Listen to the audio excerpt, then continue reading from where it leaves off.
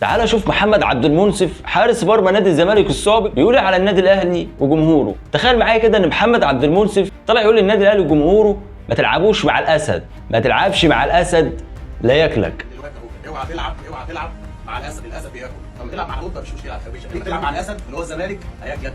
طب ما تيجي كده نبص بصه او نطل طله نشوف محمد عبد المنصف بما انه يعتبر شبل من اشبال نادي الزمالك كان حاله عامل ازاي في عام 2002 في مباراه ال6-1 بيبو وبشير خالد بيبو صاحب السوبر هات واحد.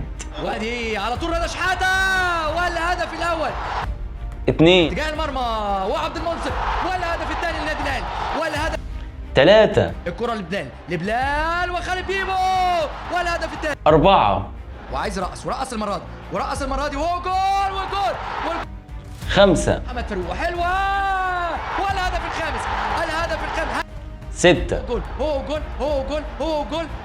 والهدف السادس. لا خلاص مفيش اهداف تاني. لقد تم القضاء على شبل من اشبال نادي الزمالك محمد عبد المنصف شهير بالاسد، الاسد الوهمي. محمد عبد المنصف اللي طلع من كام يوم قال لك ان انا على ايام وايام الكابتن عبد الواحد السيد كنا كل يوم ننام ونتوج ببطوله، ننام ونصحى نلاقي نادي الزمالك ونلاقي نفسنا متوجين ببطوله مع نادي الزمالك.